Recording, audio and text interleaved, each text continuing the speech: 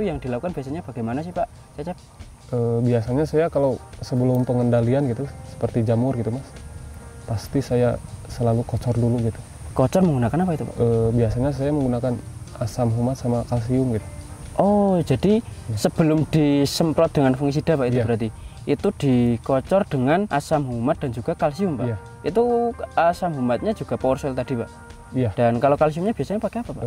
Assalamualaikum warahmatullahi wabarakatuh. Salam sehat, salam sejahtera untuk kita semua. Gimana nih kabarnya sahabat MMT Indonesia dimanapun kalian berada? Semoga sehat selalu dan semoga dilancarkan segala urusan. Amin ya rabbal alamin. Kembali lagi bersama saya Mas Coy di channel YouTube sahabat MMT Indonesia, channel Mitra Kemajuan Petani. Nah teman-teman, seperti yang teman-teman lihat, kali ini saya sedang berada di antara tanaman cabai rawit ya teman-teman. Nah pada kesempatan kali ini, kalau biasanya kita membahas tanaman untuk budidaya perawatan agar bisa maksimal, nah pada kesempatan kali ini kita akan membahas tentang kendala yang dihadapi petani cabai rawit ini teman-teman. Dengan banyaknya kendala yang dihadapi, akan tetapi untuk pertumbuhan dan juga untuk pembuahannya masih bisa maksimal teman-teman. Dan mungkin untuk kendala yang dihadapi mulai dari pH yang drop, dan kemudian ada serangan hama, dan juga ada serangan penyakit, dan kemudian dengan ditambah lagi di cuaca ekstrim teman-teman. Nah penasaran kan kira-kira bagaimana kisah beliau dan juga kendala-kendala yang dihadapi beliau selama budidaya cabai rawit ini. Nah tanpa berlama-lama langsung saja kita masuk ke sesi wawancara.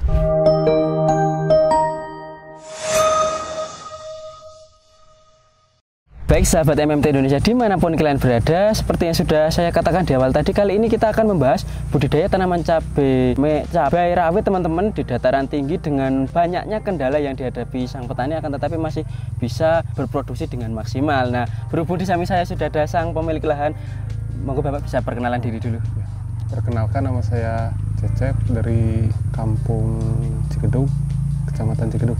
Kalau boleh tahu panggilannya Pak siapa?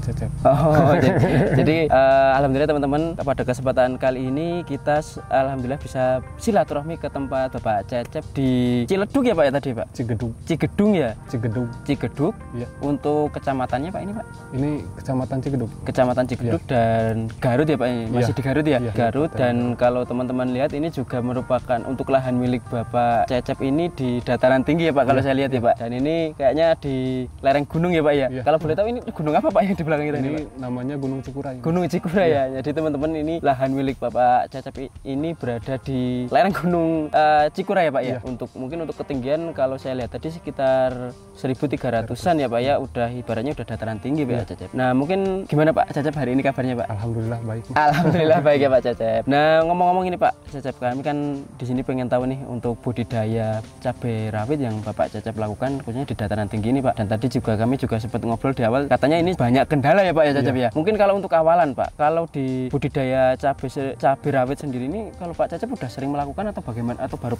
pertama kali ini Pak? Dari dulu sering sih, cuman yang ditekuni benar-benar itu cuman ya sekitar 2 tahun ke belakang. Oh berarti bukan pengalaman pertama ya Pak Cecep ya? Dan kalau saya lihat ini, kalau untuk sepertinya ada bekas tanaman lain ya Pak. Apa ini kemarin sempat tumpang sari Pak berarti Pak? Atau bagaimana? Di sini di kampung saya itu hampir 100% semua petani itu tumpang sari semuanya gitu Mas. Oh jadi udah kebiasaan petani di sini itu hampir rata-rata untuk lahan itu ditumpang sari ya Pak kalau setiap melakukan budidaya. Dan kalau boleh tahu kemarin ini ditumpang sari sama apa Pak Cecep? Ini sama seledri. Oh kemarin di tumpang sari dengan seledri. Itu kalau kemarin ada tumpang sarinya itu umur tanamnya itu hampir sama atau ada interval Pak Haji? Enggak. Setelah nanam itu 25 hari. Berarti baru rawit dulu Pak? Iya, rawit dulu. Rawit dulu baru kemudian si seledri masuk ya Pak Haji? Iya. Dan kalau ini Pak, untuk varietas Pak ini Pak, varietas cabai rawit yang Bapak tanam ini apa Pak saat ini Pak? Ini yang atas, yang ini kaliber, yang bawah langka. Oh jadi ada 2 varietas di lahan ini ya Pak? Dan kalau untuk populasi Pak ini Pak? Ini kalau nggak salah itu sekitar 3.200. Sekitar 3.200 populasi ya. Jadi teman-teman, pada budidaya cabai rawit ini Pak Cecep melakukan ada 2 varietas yang berbeda ya Pak Haji. Ada untuk yang ada apa itu namanya, langgeng, dan juga ada kaliber Pak. Dan kalau saat ini udah usia berapa Pak ini cabainya Pak? Kalau di hari saya nggak tahu ya. Kalau kalau nggak salah sekitar 6 bulanan. 6 bulanan ya Pak. Dan kalau untuk lahan Pak, ini kemarin lahannya yang digunakan itu lahan baru atau lahan bekas? Ini lahan baru. Oh, lahan baru. Dan kalau untuk di pengolahan lahan Pak, untuk pengolahan yang biasa Pak Cecep lakukan itu bagaimana sih Pak di pengolahan lahan itu? Yang pertama biasa dicangkul dulu Mas. Yang wajib itu saya pakai dolomit. Cuman kemarin kesalahannya saya itu pakai kohe ayam, cuman nggak difermentasi gitu Mas. Oh, nah jadi teman-teman mungkin kendala awal yang dialami Pak Cecep ini kemarin itu untuk di pupuk dasar ya Pak ya. Itu pupuk dasar ada penggunaan dolomit dan juga pupuk kohe ayam ya Pak ya. Dan kesalahannya itu kohenya itu belum fermentasi ya Pak ya. Dan kalau untuk pupuk kimianya Pak dimasukkan nggak Pak di sini di lahan dasar itu? Selama ini saya nggak pernah masukin pupuk kimia gitu Mas. Oh nggak pernah Pak? Enggak. Itu mungkin ada alasan Pak Cecep tidak menggunakan pupuk kimia di dasaran Pak? Iya, ini tanahnya itu sudah jenuh gitu Mas. Karena dulu pengalaman sering kali gitu masukin pupuk kimia terlalu berlebihan. Berarti khususnya di lahan ini itu udah lahan yang merupakan jenuh pupuk kimia ya Pak ya, karena penggunaan dari dulu itu mesti di dasar itu penggunaan pupuk kimia baratnya sangat masif dilakukan ya Pak ya. Dan itu alasan Pak Cecep untuk tidak menggunakan pupuk kimia di dasar ya Pak ya. Dan kalau mungkin untuk apa ya, permasalahan awal itu kan kohenya itu belum matang, belum difermentasi ya Pak. Itu akibatnya apa Pak kemarin Pak yang ditimbulkan itu Pak? Itu yang ditimbulkan layu Mas. Terus apa itu namanya, banyak tuh apa namanya, busuk batang gitu, ada juga banyak lah pokoknya. Oh jadi teman-teman karena apa itu namanya Pak Cecep kemarin itu untuk pupuk dasar yang kohe ayam itu tanpa fermentasi ya Pak ya, itu mengakibatkan seperti ada layu dan juga ada busuk batang gitu ya Pak ya. Dan kalau di pengolahan lahan, maksudnya di istilahnya di apa ya, perawatan di lahan sendiri Pak sebelum tanam itu apakah ada perlakuan Pak, mungkin seperti ada pengocoran apa pembenah tanah atau bagaimana itu ada nggak Pak? Itu saya pakai Power Soil, asam humat sama Biosigma. Oh jadi di awal itu karena emang udah tahu nih ibaratnya pupuk kohe ayamnya itu belum fermentasi ya Pak ya, itu menggunakan asam humat Power Soil dan juga Trichoderma Biosigma ya Pak ya. Itu dikocor sebelum tanam Pak itu Pak. Dan kalau untuk mungkin untuk si Power Soil sendiri Pak, kalau untuk Power Soil sendiri menurut Pak Cecep itu tujuannya untuk apa sih Pak? Mungkin yang alasan Pak Cecep memasukkan Power Soil di lahan itu untuk apa sih Pak? Menurut saya itu untuk pembenah tanahnya Mas ya, supaya nutrisinya nanti diserap makanannya bagus gitu. Yang kedua itu saya pakai Biosigma gitu, untuk nantinya lah pertahanan dari awalnya gitu. Untuk pertahanan dari serangan jamur ya Pak ya. Jadi penggunaan asam humat itu untuk pembenah tanah juga ya Pak ya, karena tadi Pak Cecep juga sempat mengatakan lahannya itu udah lahan jenuh kimia ya Pak ya. Nah, dan juga ada upaya untuk melakukan perlindungan apa ya, jamur patogen seperti ada layu dan busuk batang dengan penggunaan Biosigma ya Pak.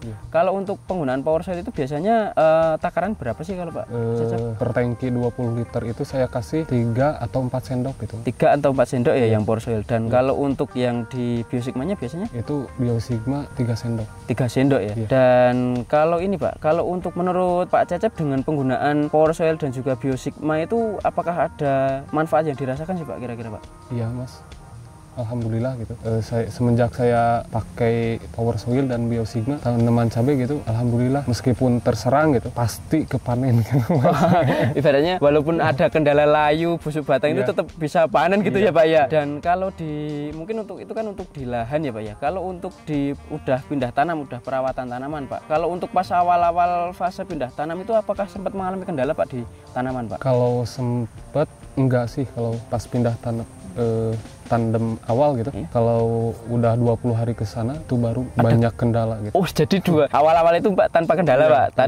Tapi di usia 20 HST sudah banyak kendala. Mungkin kendala yang pertama apa sih Pak yang dialami Pak kemarin Pak? Yang pertama itu bercak daun. Bercak daun ya Pak ya. Busuk batang. Busuk batang. Ya, sama serangan hama trip. Serangan hama trip. Jadi teman-teman untuk emang lahan apa ya, ibaratnya tanaman cabai rawit milik Pak Cecep ini di usia 20 HST saja sudah banyak kendala ya Pak ya, ada serangan hama trip dan juga ada bercak daun dan juga ada busuk batang juga ya Pak ya. Dan kalau kerdil itu sempat mengalami juga nggak sih Pak? Pertumbuhan macet apa gitu sempat mengalami juga? Sempat.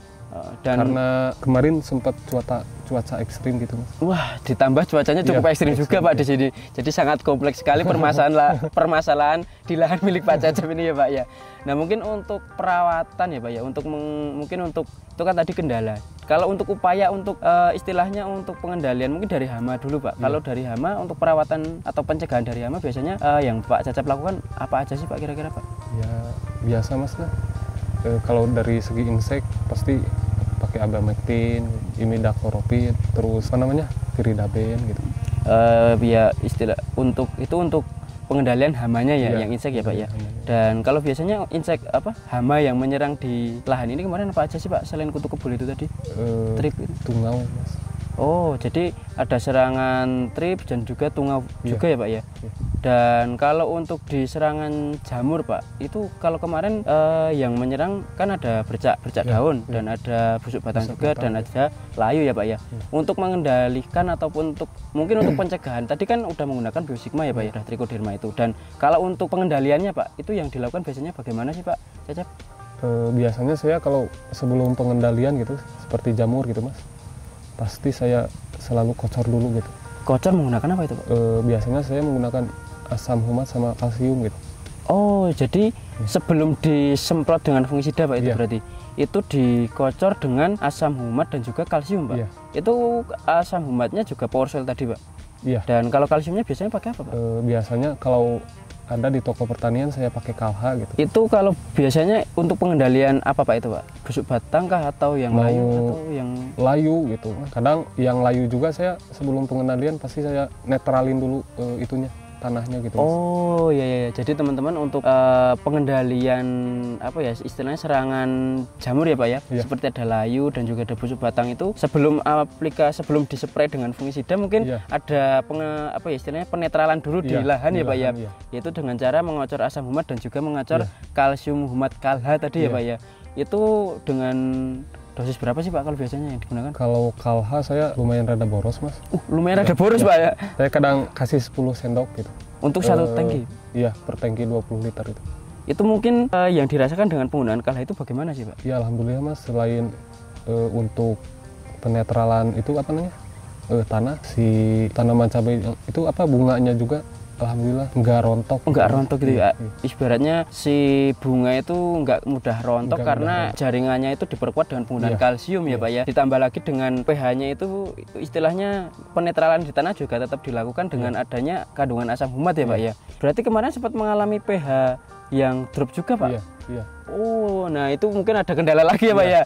Jadi teman-teman di lahan milik Pak Cecep ini juga kemarin sempat mengalami pH drop ya Pak ya. Kalau kemarin pH-nya dropnya sampai berapa Pak kemarin? Ini Pak? Kalau nggak salah itu pH-nya nyampe 3,5 Mas. 3,5 berarti sangat-sangat drop sekali Pak ya. Terus kalau untuk menstabilkan pH biasanya aplikasi apa Pak? Saya tetap pakai asam humat gitu. Asam humat, PowerSoil itu Pak. Kalau dengan penggunaan asam humat PowerSoil itu berarti selain tadi untuk pembenah tanah berarti yang dirasakan Pak Cecep juga untuk penstabilan pH juga bisa dilakukan ya Pak ya? Iya, cuman saya mix sama itu kalsium. Kalsium gitu, tadi ya Pak ya? Gitu. Jadi dengan penggunaan asam humat seperti PowerSoil dan juga kalsium humat bisa menetralkan pH ya Pak ya? Jadi Pak Cecep juga sempat menyebutkan untuk penggunaan si kalsium humat tadi sangat boros sekali ya Pak ya? Karena untuk menetralkan pH tanah dan juga untuk memperkokoh jaringan tanaman seperti di buah juga tidak mudah rontok ya Pak ya?